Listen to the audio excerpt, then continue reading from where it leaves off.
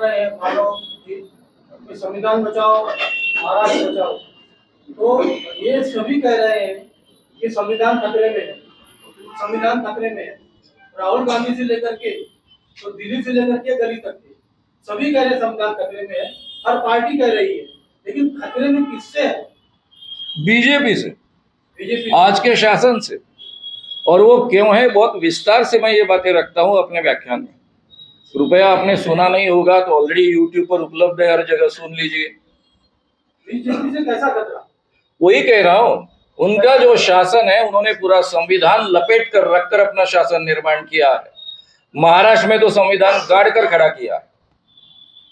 Defection law लागू नहीं हुआ, कुछ भी लागू नहीं हुआ। यानी आप मानिए, चुनी हुई सरकार है ना, चुनी हुई सरकार बोलेंगे इसको आप? ये आप चुनी हुई सरकार का अपमान कर रहे हैं। आपके हिसाब से क्या? हाँ बिल्कुल बोल रहा हूं मैं। ये अगर चुनी हुई सरकार थी तो उद्धव ठाकरे की सरकार चल रही थी, उसमें अगर कोई डिफेक्शन होता, बाइज्जत 40 एमएलए अलग होते, वे स्वतंत्र पक्ष निर्माण नहीं कर सकते डिफेक्शन लॉ के अनुसार, वो किसी पार्टी में शरीक होते और उसमें से ये सरकार बदलती तो ठीक था। जो हमारा डिफेक्शन लॉ है उसके अनुसार कुछ भी घटित नहीं हुआ। एट ए टाइम 40 एमएलए नहीं गए हैं, पहले कुछ एमएलए गए हैं, उसके बाद में कुछ गए हैं, उसके बाद में कुछ गए हैं, और कुछ दिनों बाद 40 तक का आंकड़ा पहुंचा है। इस ढंग से डिफेक्शन लॉ लागू होता है। लेकिन हमारे महाराष्ट्र में डिफेक्शन लॉ लागू नहीं किया गया। हालांकि हमारे हाईकोर्ट ने मुदत बढ़ाकर दी थी उपाध्यक्ष को एक्शन लेने के लिए। अगर उपाध्यक्ष एक्शन नहीं ले सकते हैं तो उसके पहले सरकार कैसे गठित हो सकती है? कोर्ट ने कहा है ना कि आपको एक्शन नहीं लेना है, तो उसके पहले सरकार कैसे गठित हो सकती है? राज्यपाल बुलाते हैं, शिंदे जी को सीधा सीधा मुख्यमंत्री बनाते हैं, शपथ दिलाते हैं, और सुप्रीम कोर्ट का निर्णय आता है कि ये सब कृति जो है वो असंवैधानिक है, इलीगल है। इसके बावजूद सरकार 2.5 साल तक चलती है। तो संविधान खतरे में आ गया। खतरे में? संविधान को गाड़कर ये सरकार निर्माण हुई ना। खतरे में कैसा?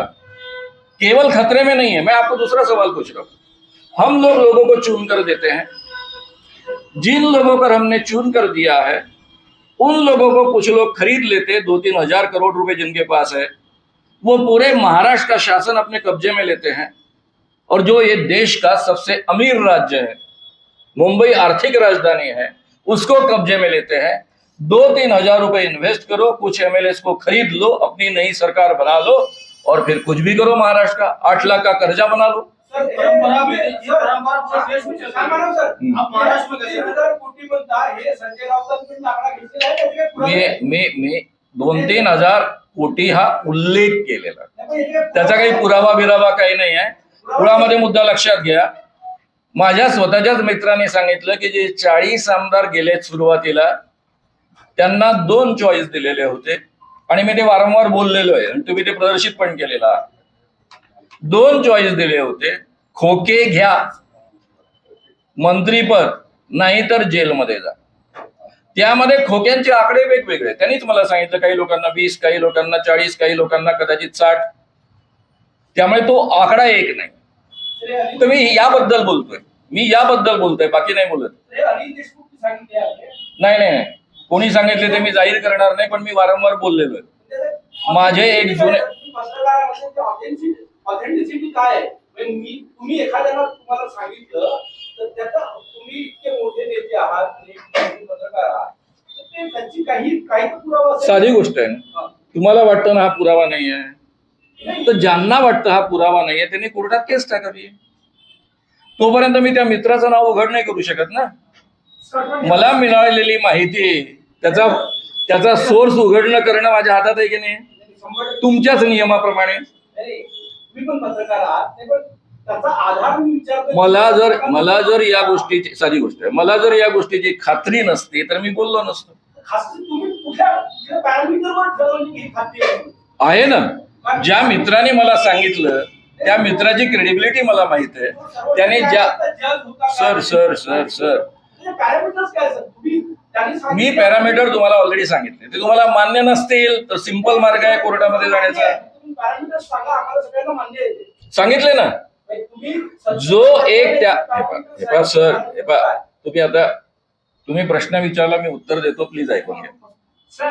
साधी गोष्ट आहे, मी हे आज बोलत नाहीये, गेले 2 वर्षापासून बोलतो आहे, जाहीररित्या बोलतो आहे. तुम्हीच लोकांनी ते प्रदर्शित पण केलेलं आहे. माझ्या स्वतःच्या जवळच्या मित्रांनी, जो त्यामध्ये होता, त्यांनी सांगितलं हे असं असं झालेलं आहे. शहाजी बापू जे म्हणाले होते, काय ते झाडी काय ते, त्यांनी स्वतःच सांगितलं 50 कोटी. त्यांचं वक्तव्य ते युट्यूबवर अजूनही उपलब्ध आहे, तुम्ही ऐकू शकता. हे मी जाहीररित्या सांगतोय. मी वाट पाहतोय कोणीतरी कोर्ट केस टाकावी, म्हणजे त्या मित्राला आणेन मी तिथे. साधी गोष्ट आहे.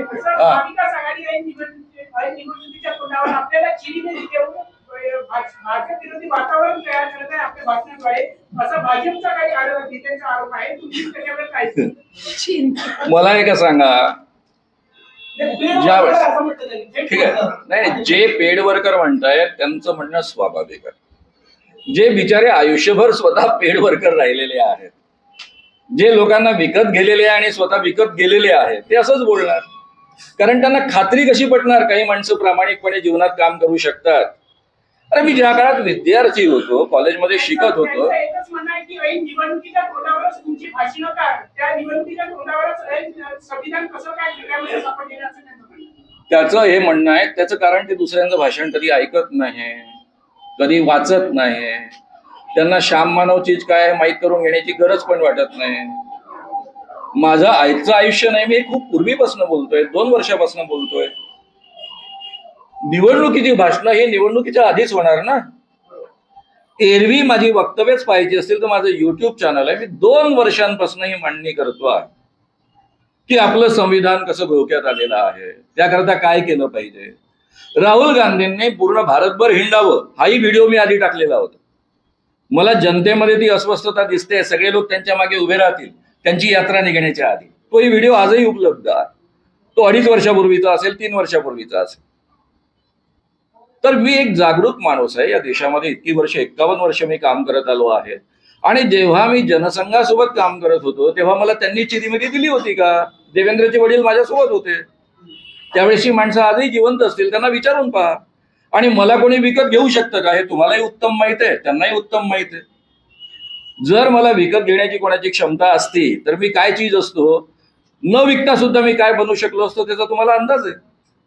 मी निस्पृहपणे सामाजिक क्षेत्रामध्ये काम करत गेलो. आमच्या अंधश्रद्धा निर्मूलनामध्ये एकाला एक पैसा मिळत नाही, सगळ्यांना खिशात पैसे टाकावे लागतात. मी माझी कमाई पर्सनॅलिटी डेव्हलपमेंटच्या वर्कशॉपमधनं करतो, हे सगळ्या जगाला नीट माहीत आहे. आणि त्याच्या भरोश्यावर जगतोय. आणि तरीही कोणाला जर वाटत असेल मला चिरीमिरी दिली तर मी एक तर फारच स्वस्त माणूस असला पाहिजे की तुम्हाला कोणीतरी छोट्या किमतीत विकत घेऊ शकतो. आणि दुसरं, मला मोठ्या किमतीत कोणी विकत घेण्याची क्षमता ठेवत असेल या जगात कोणी असेल असं मला वाटत नाही. आणि माझा साधा प्रश्न आहे, सगळ्यात जास्त विकत घेण्याची क्षमता कोणाजवळ आहे? अरे जे अख्खं सरकार विकत घेऊ शकतात त्यांच्या क्षमतेपुढे बाकीचे काय काढले महाविकास आघाडीमध्ये? सर, एक साहजिक प्रश्न आहे. आपण जागरूक आहात, इतक्या वर्षांचा अनुभव आहे आणि संविधानाचं रक्षण व्हावं ही तळमळ आहे आपल्यामध्ये. तर आपला जो नदीचा कार्यकर्ता, नदीचा जो मित्र आहे, त्यांनी आपल्याला सांगितलं, त्याला कोर्टात जाण्याचा सल्ला आपण काय देऊ शकतो? कशाला देईल मी सल्ला? त्याला नाही जायचंय कोर्टात, त्याचा अधिकार आहे तो. मी काय म्हणतोय, एक साधी गोष्ट आहे. तुम्हाला मला जी माहिती मिळते ती जाहीर न करण्याचा आपल्याला सोर्सचा अधिकार आहे. तो अधिकार मी माझ्याकडे राखून ठेवलेला आहे. ज्या दिवशी ह्या गोष्टी कोर्टात जातील त्या दिवशी येईल. मी जाहीर बोलतोच आहे ना. ते नाव कशाला सांगू मी? का सांगावं?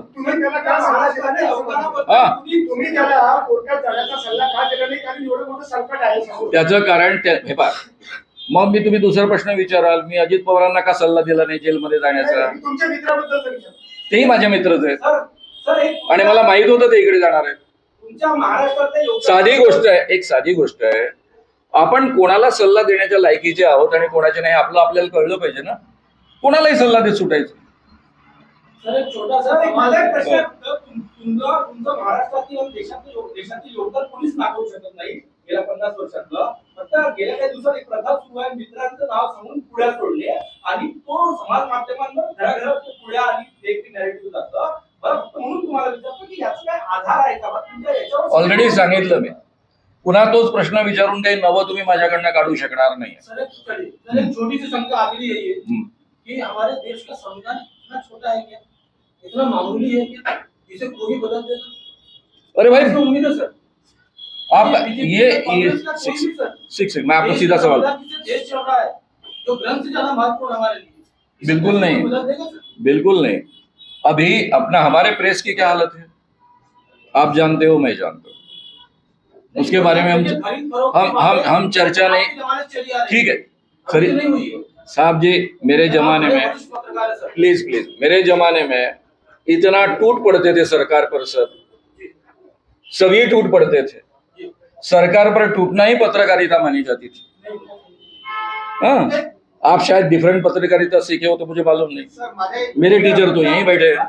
तो दूसरी बात ऐसी है, संविधान की हम बात कर रहे हैं. ईडी का जिस ढंग से उपयोग हो रहा है, जिसके माध्यम से महाराष्ट्र की सरकार बनी है, ये संविधान का पालन है. फिर इंदिरा गांधी ने कौन सा संविधान का उल्लंघन किया था? उन्होंने तो संविधान के प्रावधान का ही उपयोग किया था ना. फिर क्यों ये बीजेपी वाले आज के जो है, जो जनसंघ था तब, क्यों ये जनसंघ और बाकी हम सब लोगों ने उनके खिलाफ काम किया? उन्होंने तो संविधान के प्रावधान का ही उपयोग किया था, इंटरनल इमरजेंसी. हमारा संविधान इतना छोटा है कि उसे बदल देंगे वो। अरे बदल देंगे नहीं, बदल रहे हैं। ऑलरेडी उन्होंने उसको न बदलते हुए उसको पूरी तरह से कॉम्प्रोमाइज किया है. ये ईडी की सरकार क्या चीज है? ईडी का कानून इटसेल्फ संविधान के खिलाफ है. आप किसी को भी पकड़ोगे, जेल में रख दोगे, वो तो गलत अगर वो गलत है तो वो क्यों नहीं हटा अभी तक का कानून? क्यों गलत तरीके से लोगों को इस तरह से प्रयोग किया जाए? बंदी लावली आहे, तुमची जी व्याख्यानावर बंदी लावली आहे, तुम्हाला असं वाटतं का तुमचे जे संविधानिक अधिकार आहे उल्लंघन होत आहे? आणि दुसरी गोष्ट अघोषित इमर्जन्सी आहे, मागच्या दरवाज्याने इमर्जन्सी ठोकल्या जात आहे असं तुम्हाला वाटतं? बिलकुल, तुम्ही माझ्या तोंडातले शब्द उचलले त्याबद्दल धन्यवाद. सर, प्रत्यक्षामध्ये ज्या पद्धतीनं आज माझ्या भाषणावर बंदी घातली जाते, माझ्या भाषणातनं कधीही लॉ अँड ऑर्डरचे मुद्दे उपस्थित होत नाही. मी कोणाबद्दलही विद्वेषानं बोलत नाही, कोणाला पेटवत नाही. माझी सगळी भाषणं उपलब्ध आहे. मला जी मांडणी करायची असते ती सुद्धा मी अतिशय बॅलन्स करत जातो. मला लोकांचं प्रबोधन करायचंय, लोकांमध्ये परिवर्तन घडवायचंय. या देशामध्ये माणसांना माणूस म्हणून जगण्याचा अधिकार मिळावा याकरता इतकी वर्ष मी काम करतो आहे. ते मला कायम ठेवायचं आहे. असं असताना जर माझ्या भाषणांवर बंदी घातली जात असेल तर हे संविधानाचं उल्लंघनच आहे. अभिव्यक्ती स्वातंत्र्य दिलेलं आहे की आम्हाला 2000 वर्षानंतर प्राप्त झालं पहिल्यांदा या देशाच्या राज्यघटनेमुळे आणि स्वातंत्र्यामुळे. जे पूर्वी नव्हतं ते प्राप्त झालं, तेही आज तुम्ही हिरावून घेत आहात. एक बाब. आणि दुसऱ्या बाजूनं तुम्ही ज्या पद्धतीनं या सगळ्या यंत्रणा राबवत आहात, या स्वतंत्र यंत्रणा आहेत. पोलीस खात्यासोबतचे माझे संबंध गेल्या 51 वर्षाचे 43 वर्ष तर निखळ संबंध आहे. अंधश्रद्धेचा सगळ्यात जास्त संबंध पोलीस खात्याशी येतो. सातत्यानं मी पोलिसांचं ट्रेनिंग करत आलेलो आहे. कोणतंही सरकार असलं तरी पोलीस तटस्थपणे वागायचं आजपर्यंत या पद्धतीनं कधी पोलीस वागत नसे. आता पोलीस बायास होऊन वागतं कारण त्यांच्या मनामध्ये भीती आहे. खाजगीमध्ये बोलताना ते बोलतात, सर आम्ही जर आदेश ऐकले नाही तर आम्हाला कुठे नेऊन टाकतील याचा भरोसा नाही. पूर्वीच्या काळी अनेकदा पोलीस आपल्या मंत्र्यांचे आदेश ऐकत नसत, कायद्यानुसार वागत असत. ते मंत्री कधी सूडबुद्धीनं वागत नसत त्यांच्यासोबत. आता त्या पद्धतीचं वातावरण संपूर्ण महाराष्ट्रात. मी साधा प्रश्न विचारतो, माझ्या भाषणामधला एक मुद्दा सांगा ज्याच्याकरता तुम्हाला असं वाटतं की खऱ्या अर्थानं काहीतरी लॉ अँड ऑर्डरचे मुद्दे निर्माण होऊ शकतात. त्यांनी का म्हणायला? एवढंच कारण आहे, त्यांना देवेंद्र भाऊचं प्रोटेक्शन करायचं आहे. त्यांना कुठेतरी वाटतं की माझ्या सभांमुळं लोकांच्या मनावर परिणाम होतो आणि देवेंद्र भाऊंची जागा धोक्यामध्ये येते. पण संविधानाची हत्या ही काँग्रेसने केली असं भारतीय जनता पार्टीचे मंत्रीच बोलतात. ते काही बोलतील ना हो, त्या बोलणाऱ्यांमध्ये मी आहे ना. काँग्रेसने संविधानाची हत्या इमर्जन्सी आणून केली असं आम्हीच बोलतो ना, आजही बोलतो ना. मी कुठे नाकारतो ते? पण त्यांच्यापेक्षा हे 10 पट वाईट आहेत ना. त्यांनी कमीत कमी इंदिरा गांधीने जे ऑलरेडी क्लॉज आहे त्याचा उपयोग तरी केला होता. म्हणजे आम्ही असं म्हणू शकत नव्हतो की संविधानाचं उल्लंघन केलं. सर संविधानाचं जे स्पिरिट आहे त्याला इंदिरा गांधींनी मारलं असं आपल्याला म्हणता येतं. यांनी तर संविधान बिलकुल बाजूलाच ठेवलेलं आहे. ज्या पद्धतीनं जेलमध्ये माणसांना भरतात, ज्या पद्धतीनं सभांना परवानगी नाकारतात, ज्या पद्धतीनं यांचे कार्यकर्ते येऊन हुडदंग वाजवतात, आपले विचार मांडणाऱ्या लोकांना वेगळ्या पद्धतीनं वागवतात, ते सगळंच्या सगळं जे निर्माण होत आहे आपल्या देशामध्ये आणि त्यांना छान प्रोटेक्शन मिळतं. तुम्ही जेलमध्ये जायला तयार आहे का? मी जेलमध्ये जायला नेहमीच तयार आहे. हा काही मुद्दा झाला का? नाही आता समजा तुम्हाला परमिशन नाही तरी तुम्ही attack केलं. मला तर एवढं न कळणं इतका मी दूधखळ आहे का? देवेंद्र साधी गोष्ट आहे ना. घाबरलेत का त्यांनी तुमच्या सभा नाकारल्यात? या दक्षिण पश्चिम मधल्या सगळ्या सभा नाकारल्यात, तुम्हाला घाबरलेत का? काय वाटतं तुम्हाला? डेफिनेटली मला असं वाटतं. आता देवेंद्र भाऊ स्वतः डायरेक्टली घाबरले की इनडायरेक्टली घाबरले मला माहित नाही. कदाचित असं असतं, कधी कधी काय असतं की केटलीच जास्त तडतड करत असते चहापेक्षा, असं पण असू शकतं. म्हणजे मुळामध्ये जे अधिकारी आहेत त्यांना डायरेक्ट आदेश आले किंवा आपल्या बॉसची काळजी घेण्यासाठी म्हणून ते असं वागतायत, याबद्दल माझ्या मनामध्ये शंका आहे. पण डेफिनेटली देवेंद्र भाऊ घाबरल्याशिवाय असं होणार नाही. सर कारण एवढा मोठा निर्णय, माझ्यासारख्या माणसाला जेव्हा सभांना बंदी घातली जाते तो महाराष्ट्र इश्यू बनणार, एवढं कळत नाही अधिकाऱ्यांना, असं एवढे ते दूधखोडे आहेत असं मला वाटत नाही. सभा फक्त दक्षिण पश्चिम मध्येच का बरं? नागपूरमध्ये आणखी ठिकाण आहे, तिथे का बरं नाही? आता मी इकडे घेतलीच ना सभा, मी काही मुद्दाम नव्हत्या घेतल्या हो. या 2 सभा ऑलरेडी इथे होणार होत्या. खरं म्हणजे इतकी साधी गोष्ट होती. नरेंद्रनगर मधली एक सभा झाली असती, दुसरी मराठा सेवा संघातली सभा झाली असती, बाकीच्या सभा माझ्या नांदेड पासून सगळीकडे होत्या. दिवाळीमुळे मध्ये गॅप आहे, त्यामुळे आम्ही इकडचं सगळं निपटून जाणार होतो. त्यामुळे देवेंद्र भाऊला 2 व्याख्यानांच्या पलीकडे फेसच नसतं करावं लागलं. आणि समजा मी चुकीचं बोलतो आहे किंवा काही अडचणीचं बोलतायत, देवेंद्र भाऊ उत्तम वक्ता आहेत, खोडून काढावं त्यांनी सगळं.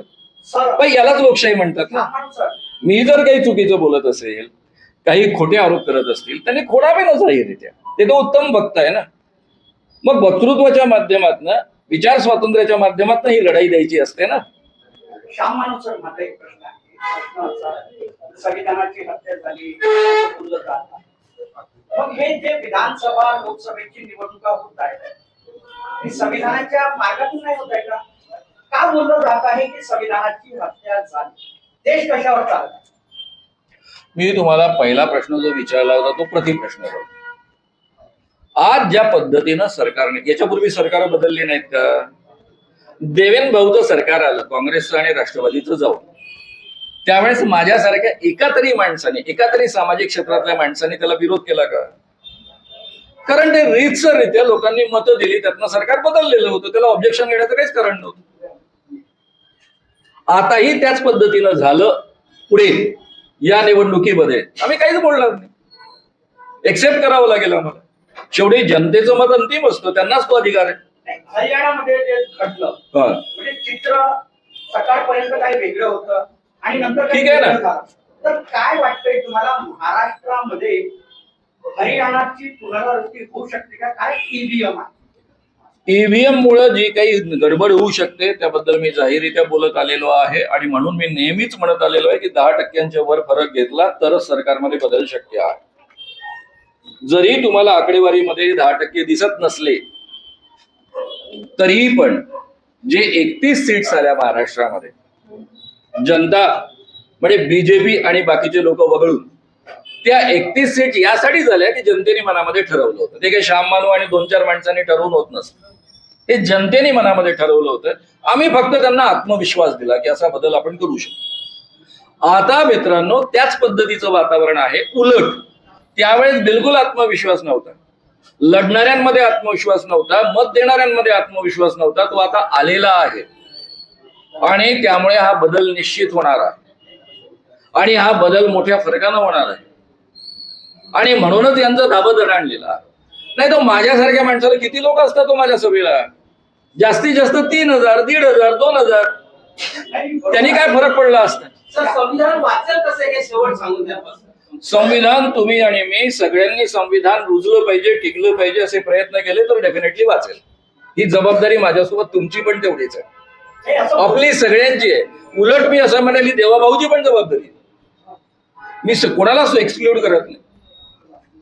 ओके